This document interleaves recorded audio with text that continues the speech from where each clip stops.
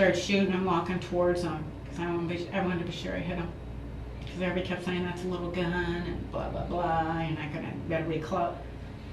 So once that door opened and he was there, I just started shooting and walking towards him.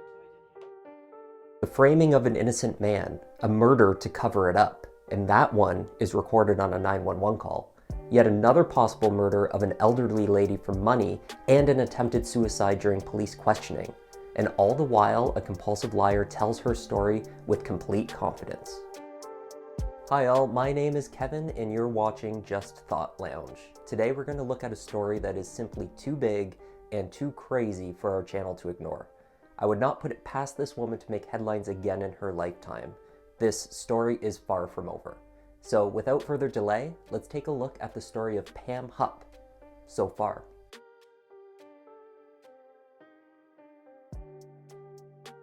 The quiet suburbs of Lincoln County, Missouri. In the city of Troy, population just over 10,000, it is a couple days after Christmas in 2011. Russ Faria, an IT guy, husband, and stepfather, was at a friend's place for a regular games night. It was not a late one. Russ arrives at his house at about 9:30 p.m. to find his wife Betsy, a terminal cancer patient, stabbed and bleeding with a knife still sticking out of her neck. He promptly calls 911, distraught, and tells dispatchers that he believes his wife has committed suicide. What is the address where you need us to come? 130 C-Mac. My wife killed herself. She's on the floor. Oh my God. Okay, just take a couple deep breaths for me. Russell, how long were you gone today? I left around 5. I just got back. But she was at her mom's and her friend was bringing her home, so I don't know what time she got home. The officer who arrived at the scene found Russ to be crying and hysterical as he had been on the 911 call. But when the operator told him to calm down and get his wife's medicine, he seemed to abruptly regain his composure. His voice steadied and he seemed to be responsive and level-headed for a time. Russ is placed in a police car and distracted with benign chat about the neighborhood. Here he chats normally for a little while, and the changing composure again strikes the police as suspicious. After the officers secured the scene, Russ voluntarily goes to the police station. He also waived his Miranda rights before speaking to officers. Over 25 times. Oh my God, no. 25 times. Over 25 times. And they're not done yet. They're still counting. God is in this room with us right now. And God knows that I did not do this. Russ's questioning at Lincoln County Jail, as well as the polygraph that he voluntarily took, lasted over 40 hours. The polygraph taken in hour 32 showed Russ to be deceptive. He was released from custody on December 29, 2011, around 4:30 p.m., but the police were convinced of his guilt. 9 times out of 10, it's the husband, right? But what about the last person known to have seen Betsy Faria alive that day? Her apparently close friend, Pam Hupp. She really wanted to see my mom that day. What about Pam Hupp? And they always had a snarky response. It kind of made me feel stupid for asking. Pam Hupp was raised in a Catholic household, the third of 4 kids. She maintained her Catholic faith into adulthood, or at least she would reference it. Her mother was a school teacher and her father worked at Union Electric. The family was typical, traditional, and generally unexceptional. Unlike so many of the killers that we examine on the channel, Pam did not seem to have a history of abuse, a serious brain injury, or a genetic propensity to mental illness. Pam's childhood friends said that she was a nice person and always a lot of fun. As Pam grew into her teenage years, she was not a typical mean girl. In fact, she was pretty much drama-free. A friend you could trust, she was well-liked, she played on the soccer team, the golf team, and was part of the National Honor Society. After high school, while her friends were heading off to college, Pam took a different route. She had fallen for her high school prom date and found herself pregnant. The couple married, but it lasted only 6 years. Shortly afterwards, Pam married Mark Hupp and gave her daughter a baby brother. In 1989, after a short time in Naples, Florida, the couple settled in O'Fallon, Missouri. Pam took an administrative job working at a State Farm office, and for those of you non-Americans, State Farm is an insurance company, a fact that will become relevant further down the line. At work, Pam makes a friend named Betsy Faria. 11 years younger than Pam, Betsy was warm-hearted and outgoing. She was adored by dozens of friends. Betsy had 2 teenage daughters and a husband, Russell, who was a stepfather to her girls. Betsy and Pam had lost touch over the years, not a falling out, but certainly not close friends for a time. But in January 2010, as Betsy was fighting cancer, Pam's presence in her life was increasing. Pam took Betsy to all of her cancer treatments, seeming to push out other friends that would have happily offered their help. The closeness of the bond between the two women seemed solidified when on December 22, 2011, Betsy signed a change of beneficiary for her life insurance. The $150,000 policy was moved from her husband Russ to Pam. 5 days after signing over the life insurance, Pam showed up unexpectedly to Betsy's chemo treatment.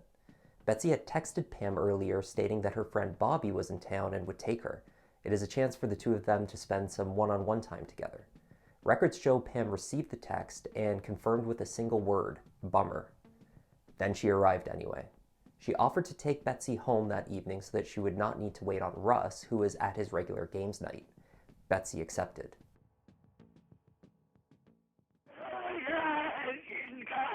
Okay, just take a couple deep breaths. I need you to get those medications for the paramedics, okay?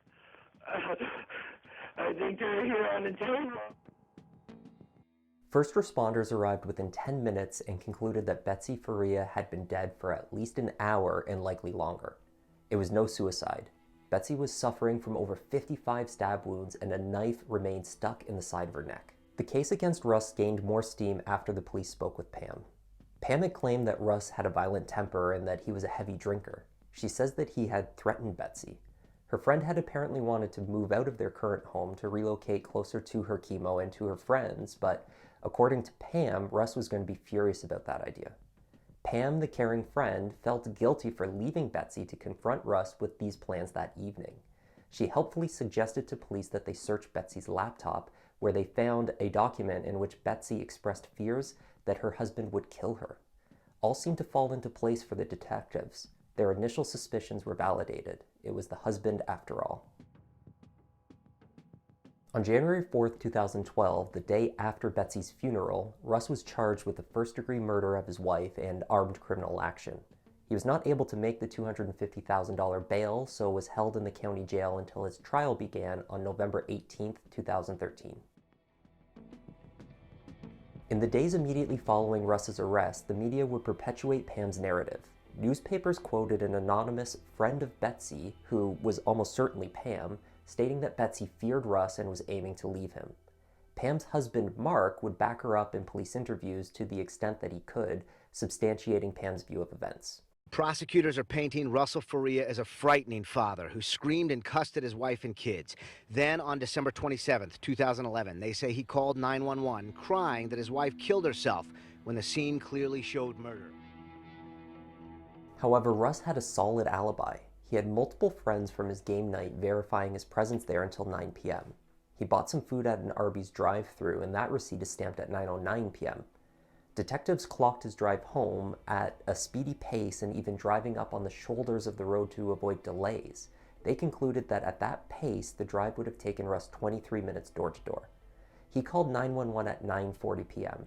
So between the Arby's drive-thru and the 911 call, Russ had 31 minutes, less 23 for the drive.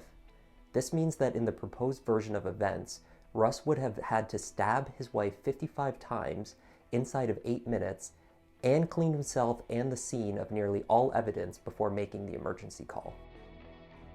Russ arrived home in the same clothing that he was wearing on a security camera at a gas station earlier. The plumbing was inspected at the home and found no trace of blood in the drains, so no way he cleans up inside. Blood is found on a light switch where another male profile is identified that does not match Russ's. Some slippers that both Russ and Betsy wore were found bloody in the master bedroom closet, which is pointed to as a key piece of evidence against Russ at trial, but the blood pattern was not consistent with having someone walk in the blood. Perhaps most tellingly, no blood or DNA was found on Russ at all when police arrived at the home. Both the EMS supervisor and the fire captain on scene had found Betsy cold and stiff, which indicated that she had died more than an hour earlier. The timeline of events was not adding up to Russ as the perpetrator. Pam Hupp testified at Russ's trial.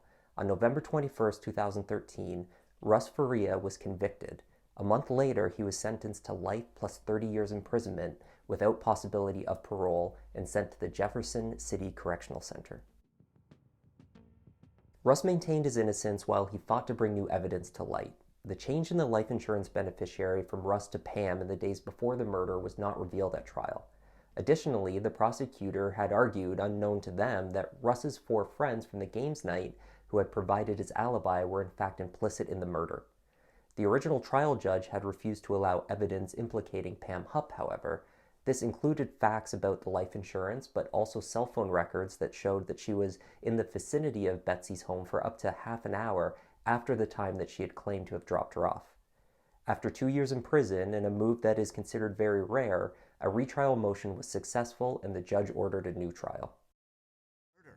After 4 long years of hell, Russ Faria walked out of court a free man.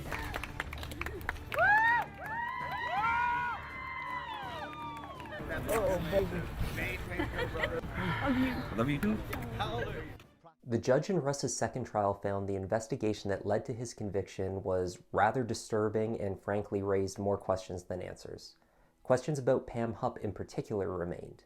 Bizarrely, in an attempt to further obscure the context of Betsy's death and her hefty insurance payout, Pam claimed for the first time in 2015 that she and Betsy had been carrying on a love affair. There appears to be no evidence to back up this claim. Betsy's 2 daughters sued Pam for Betsy's life insurance money the next year. Pam had made a series of contradicting statements on the record about this payout. In the first instance, she said that she had set aside $100,000 in a trust for the daughters, as Betsy would have wanted. When deposed in 2014, however, she admitted she had not done so. And the other $50,000? Well, she initially said that was put towards helping the 12-year-old daughter of another friend who had passed of cancer. This, of course, was nonsense. She later admitted to lying about this to anyone who would bug her about the money. The daughters lost the lawsuit. The judge concluded that had Betsy intended the money for them via a trust, that their mother was well aware of how to make those arrangements properly, given that she had a career working in an insurance office. You now have this money and have not turned any of this money over to the family or the kids. That's correct. That's a huge problem. Betsy has told you that she wants you to hold on to this money to make sure that the family, the girls are taken care of, if they haven't seen a dime of that money. Lie to anybody else that you've spoken to, Ms. Hupp, about what you were going to do with these life insurance proceeds? Possibly. Okay, who else might you have lied to, Ms. Anybody that would bug me and bug me and bug me and bug me. The detectives bug you and bug you? Yeah. So you might have lied to them? No. They didn't bug me about the proceeds. They never, that wasn't their focus. Did you have a sexual relationship with Betsy Faria? Sexual on what basis? What's sexual to you? To this point, Pam has gotten away with murder. She had also pocketed the full payout from her victim's insurance policy. Her husband, Mark, remained by her side. However, she was not in the clear. In April 2016, Russ, now free from the false conviction, had also filed a lawsuit against Pam for the life insurance money. The Farias were clearly not going to let that go easily. In addition, it was clear that Russ was exonerated largely based upon the evidence stacking up against her. She viewed Russ as a problem that needed to be addressed, and so she formulated a plan. In August of that year, she executes her plan. Pam calls 911 because a man was apparently trying to attack her at her home. A female caller called 911 at approximately 12:08 p.m. to report that she had a male intruder in her house and that she had shot him. The caller was identified as Pamela Hupp. 911, what's your emergency? Hey, hello, there's someone breaking in my house. Help! What's the address you're at? Help! Woman, did you woman get your what? I'm getting in the car with you. No, What's the address? Get out, get out, get out. Help! What's the address you're at? Help! Help! Why is somebody breaking your home? No! Hello?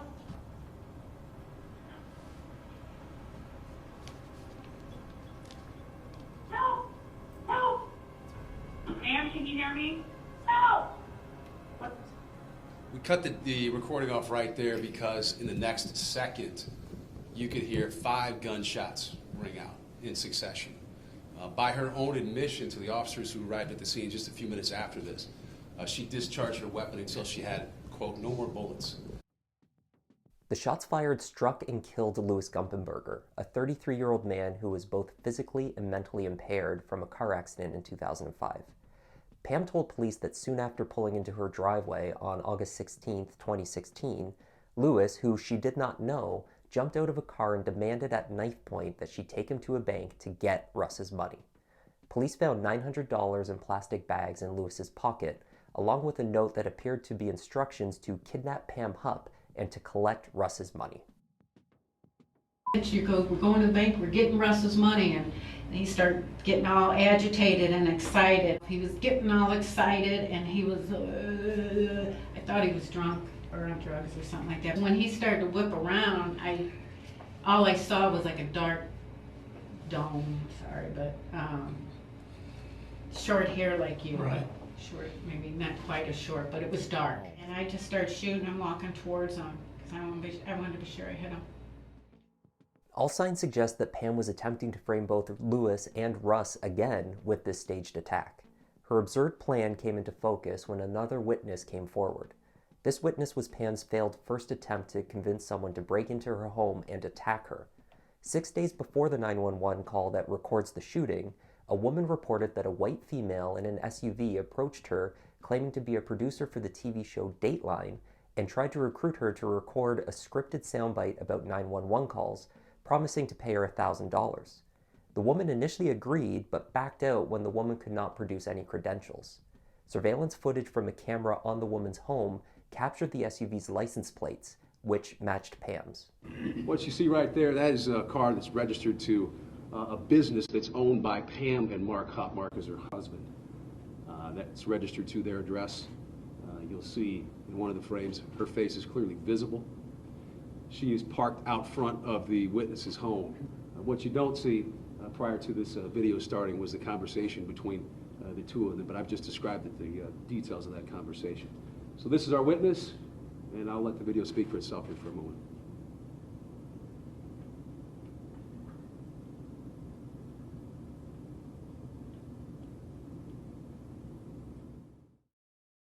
Pam is taken in for questioning immediately after the shooting. Her false confidence remains, at least in front of the detectives. Her rights are explained to her, and she signs that she understands and agrees to speak with the police. Then, during a 10-minute break, when she is left in the room alone, she pulls a pen that has been left on the table into her lap and then tucks it into the back of her trousers. When detectives return to lead her to the bathroom, she takes the opportunity to stab herself in the neck over and over with the pen in an attempted suicide. Pam is hospitalized after the attempt. She is also arrested and charged with Louis Gumpenberger's murder. There's an officer here, a female officer that's going to escort you to the bathroom. Okay. About 5 minutes pass when you can hear officers yelling.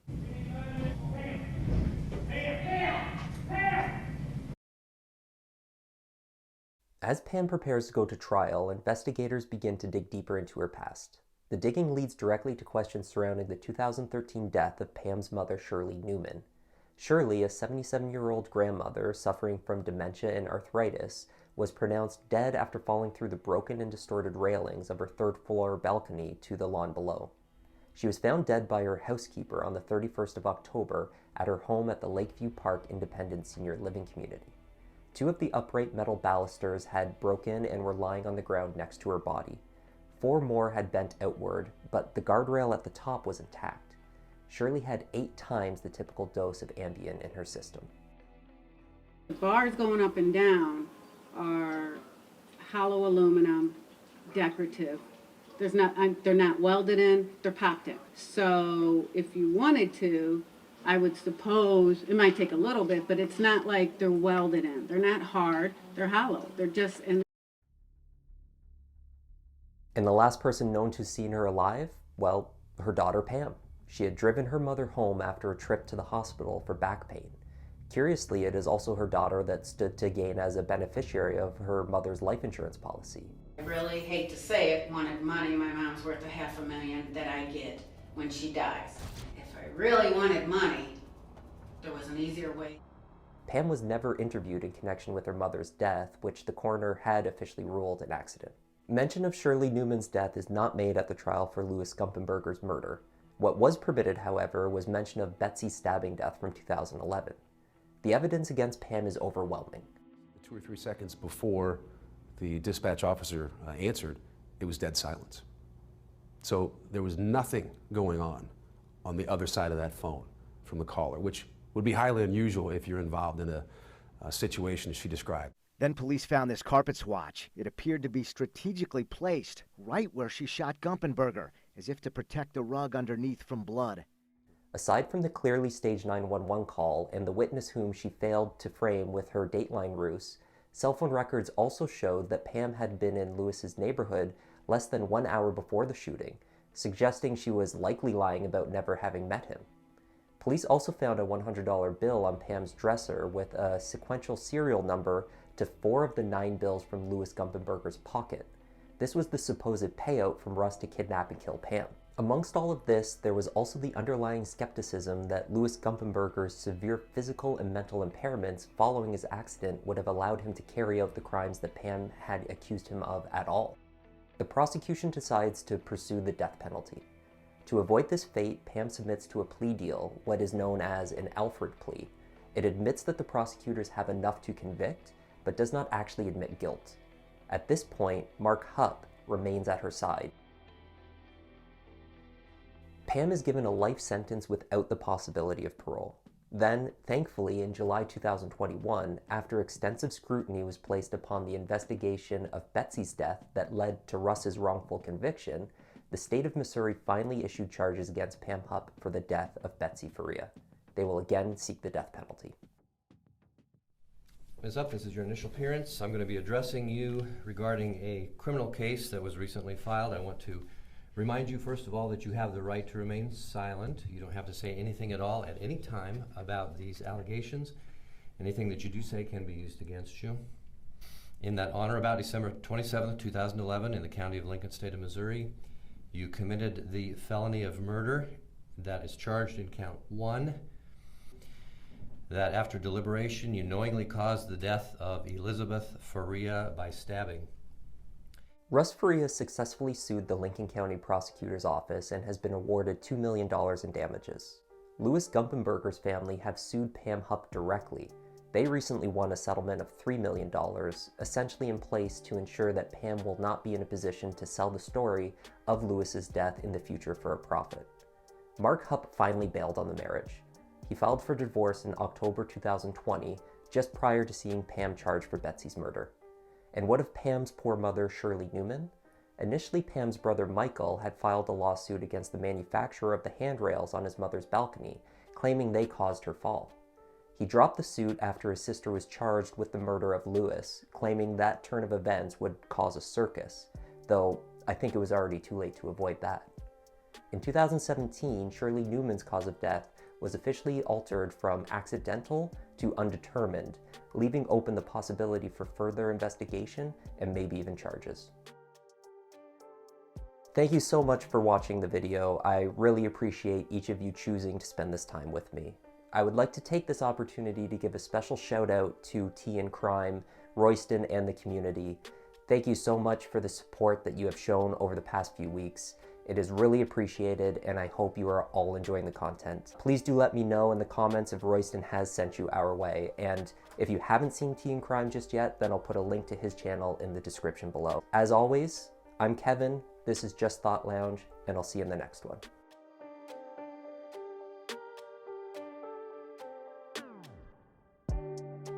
I just want to find out what's going on with all these people coming